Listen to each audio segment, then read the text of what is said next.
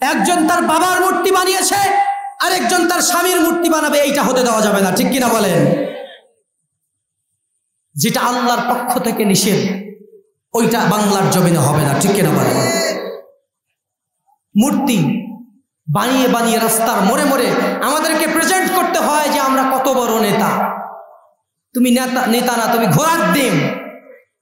যেভাবে মূর্তিগুলো ভেঙে দেওয়া হয়েছে, আমাদের দায়িত্ব বাংলার জমিনে, বাংলার রাস্তাঘাটে এমন কোন নেতা নাই যার মূর্তি আবার যেন তৈরি হয়, এইটা আমরা হতে দেব না।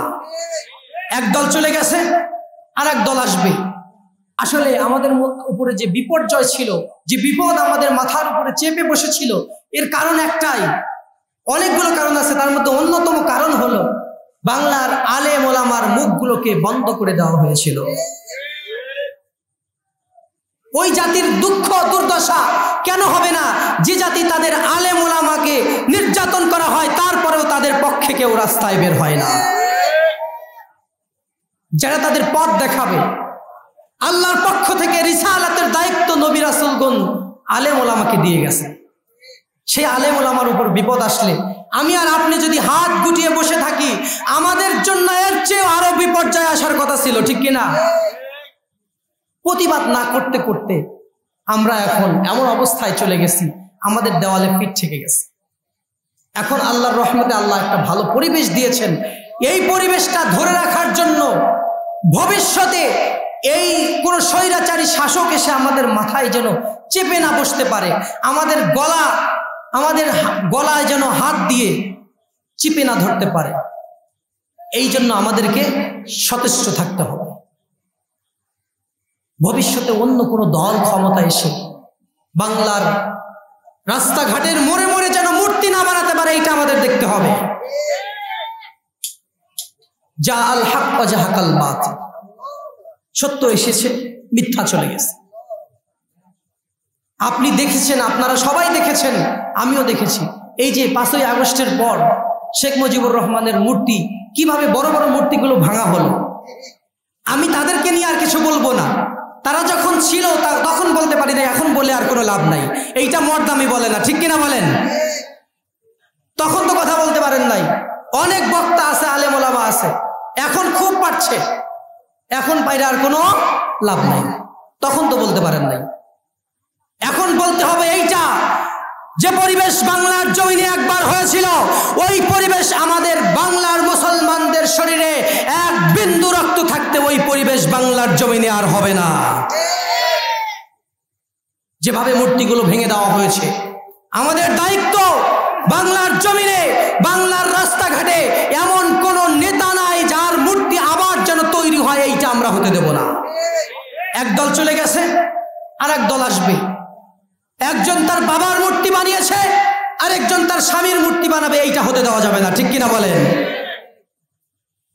যেটা আল্লাহর পক্ষ থেকে নিষেধ ওইটা বাংলার জমিনে হবে না, ঠিক কিনা বলেন?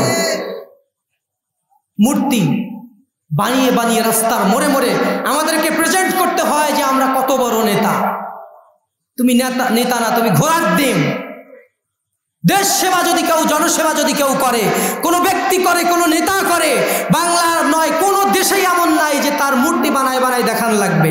তার ছবি বাংলা সহ সারা বিশ্বের জনগণের অন্তরের মনের মধ্যে তাদের ছবি আঁকা থাকবে, ঠিক কিনা বলে? জনসেবা করলে মূর্তি বানায় নিজের বিশালতাকে, নিজের বরত্বকে জাহির করা লাগে না। জনসেবা যিনি করেছেন, মানুষের মঙ্গলের চিন্তা যিনি করেছেন, তিনি আজ নয়, এখন নয়, কিয়ামত পর্যন্ত তাকে মানুষ স্মরণ করবে। মানুষের অন্তরে, মানুষের কলিজায়, সব জায়গায় তার ছবি আঁকা। তিনি হলো বিশ্বনবী মুহাম্মদুর রাসূলুল্লাহ সাল্লাল্লাহু আলাইহি ওয়াসাল্লাম। এরকম জনসেবা যদি করতে পারে কেউ, এরকম নেতা যদি কেউ হয়, তাহলে তার জন্য আর মূর্তি বানায় মানুষের সামনে প্রেজেন্ট করা লাগবে না। কেমন নেতা ছিলেন তিনি দেখুন। তার স্ত্রীদেরকে বলেছেন, আমার চরিত্রে দিনের আলোতে, রাতের আধারে যা দেখতে পাও, খুলে খুলে তোমরা মানুষের সামনে বলে দাও। আসে কোন বাপের বেটা, যা দেখছো আমার মধ্যে সব মানুষকে বলে দাও, এমন কোন নেতা আছে? He was the matter mind, not only for his own age, but of one age. শুধু তার যুগেই নয়, যুগে যুগে সর্বযুগে সর্বকালের সর্বশ্রেষ্ঠ নেতা বিশ্বনবী মুহাম্মদুর রাসূলুল্লাহ সাল্লাল্লাহু আলাইহি ওয়াসাল্লাম। তিনি মানুষ হিসাবেও সেরা, তিনি নেতা হিসাবেও সেরা, তিনি রাষ্ট্রের প্রেসিডেন্ট হিসাবেও সেরা, ঠিক কিনা? আজকে আমরা বিশ্বনবীর সিরাত মাহফিল অনুষ্ঠিত হয়, বিশ্বনবীর জীবনে নিয়ে আলোচনা হয়, মক্কায় অবতীর্ণ সূরাগুলো নিয়ে বাংলার আলেম ওলামা আলোচনা করে। মক্কায় অবতীর্ণ সূরাগুলোর বৈশিষ্ট্য তিনটি: তাওহীদ, রিসালাত, আখিরাত। কারণ তখন নবী ছিলেন নির্যাতিত। বাংলাদেশে যেরকম গলা চেপে ধরা হয়েছিল, এরকম নবীর গলা চেপে ধরা হয়েছিল মক্কায়। এই জন্য শুধু তাওহীদ, রিসালাত, আখিরাতের ভয় মানুষকে দেখিয়েছে। কিন্তু চোরের হাত কাটার আইন মক্কায় নাজিল হয়েছিল নাকি মদিনায়? মদিনার আয়াত নিয়ে তোমরা আলোচনা করো না। মদিনার আয়াত দেখলে ভয় পাও। মদিনার সূরাগুলো বিশাল বিশাল, খুলে দেখো। মক্কায় অবতীর্ণ সূরাগুলো ছোট ছোট। বাংলার আলেম ওলামা, আমি সবাইকে বলছি না, গুটি কয়েক মানুষ এরকম আছে যারা শুধু মক্কায় অবতীর্ণ সূরাগুলো নিয়েই আলোচনা করছে। তারা মদিনায় অবতীর্ণ সূরাগুলো নিয়ে আলোচনা করছে না। আল্লাহর একত্ববাদের কথা, আল্লাহর তাওহীদের কথা সব বলছে, কিন্তু আল্লাহর আইন প্রতিষ্ঠা করতে হবে আল্লাহর জমিনে, এই কথা কেউ বলছে না। এই জন্যই আমাদের দুর্দশা। এই মাইক যিনি বানিয়েছেন তার কথা মতো যদি মাইক চালাই, এইটা বেশি দিন টিকবে, ঠিক কিনা বলেন? আপনি যদি আমার কথা মতো মাইক চালান, এইটা নষ্ট হবে 2 দিনে।